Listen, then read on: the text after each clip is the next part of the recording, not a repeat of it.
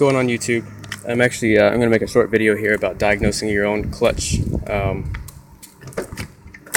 problems. Now I'm not going to be going over what to do if, let's say, you're trying to accelerate and you let off the clutch and it feels like your engine's revving but you're not going anywhere, and then you smell like a burning smell. That is your clutch disc going out. And this, I'm going to go over your actual clutch master, clutch slave cylinder, not really the operation of it and how it works, but how to look for a leak and how to find what you're like where you're leaking from if you're losing fluid. So basically your symptoms would be your clutch pedal is going to the floor and it's not coming back up, or if it is coming back up, you can't get it out of gear. Like it feels like it's stuck in gear.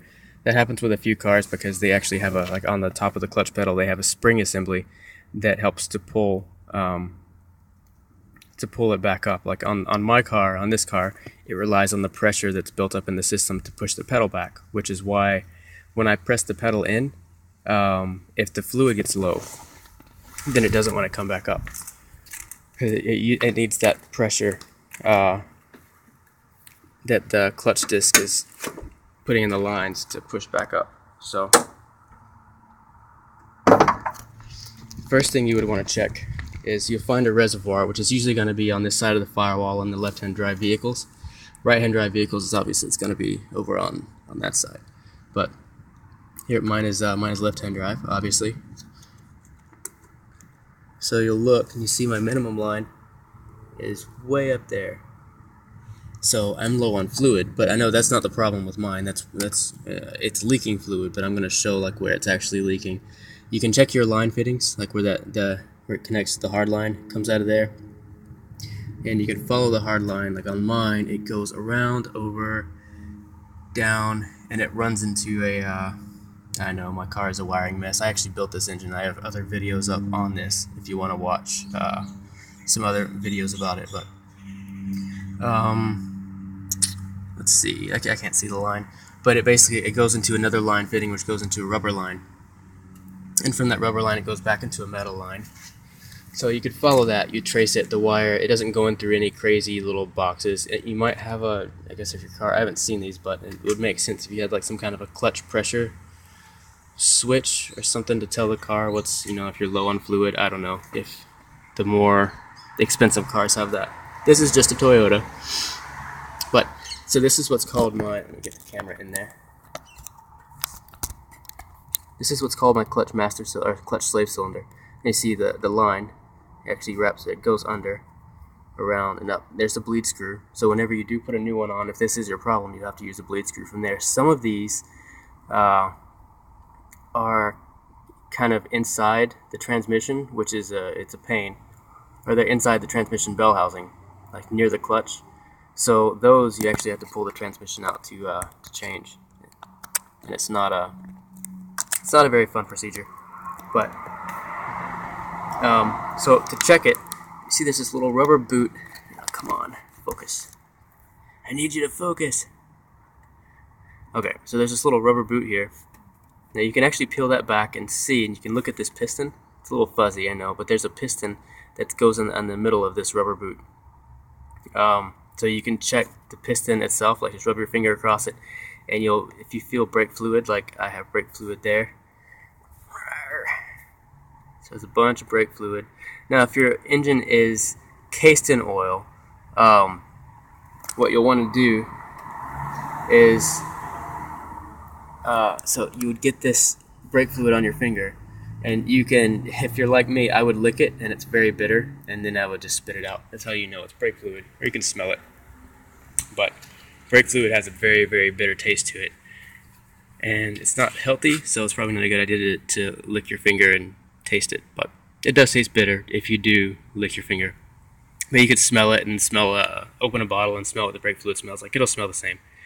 So it is corrosive to paint, but it's water soluble. So whatever you get it on, you can wash it off with water.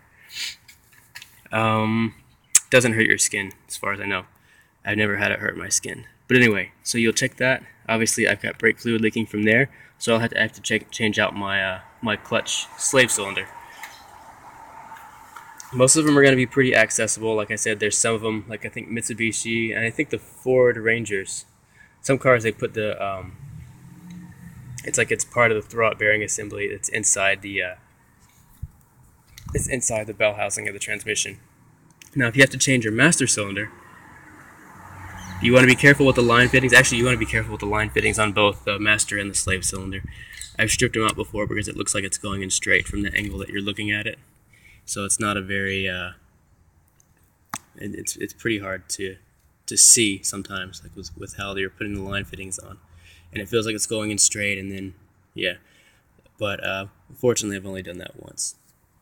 But to actually get out your master cylinder, or to check it, you have to get under your dash and you have to feel way up above at the top of your clutch pedal. So follow the clutch pedal to the top where it pivots, and then when you get to the top, you're going to see this piston coming out that's a lot longer than the piston that's on the engine side. On that piston, you can run your finger across it and see if you have brake fluid. If you have brake fluid, then it's usually leaking. If yours is leaking bad enough, then you'll see a little wet puddle here where it's leaking down on the carpet. And it is water soluble, so you can wash it up, vacuum it up, and it should all come up as long as it didn't discolor anything. Hopefully it didn't discolor anything. What else? So to take it out, there's usually 2 nuts on each side of the the studs that come off of the clutch master cylinder, and they stick through the firewall this way. So you'll loosen the nuts, and you have to loosen the little pin. There's a little cotter pin that holds in another pin to the clutch assembly here. And once you take the cotter pin out and you pull that little, I guess it's like a wrist pin. Once you pull it out, you'll be able to you'll be able to slide your master cylinder out through the engine bay on the other side.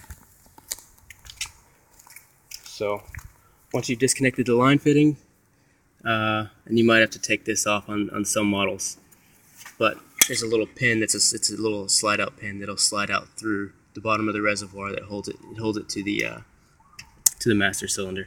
So you slide the pin out, loosen that line fitting, and yeah, so you can basically pull it out that way. Once those 2 nuts are loose and it's loose from the clutch pedal, then you'll be able to pull it out. On this side, it's a little bit harder. Loosen the line fitting, loosen the 2 nuts. I mean, it's kind of hard to get to, actually. Loosen the 2 bolts, I mean. And it should be pretty easy. As far as bleeding the system, I'm sure you can find another video on YouTube. I'm running out of time right now on how much I can actually record on this thing, but you should be able to find another video on somebody helping you bleed the system. But right now, I'm waiting on the part to come in, and this isn't a video on me changing the part and how to do that. So thanks for watching, and subscribe for more stuff like this. Bye.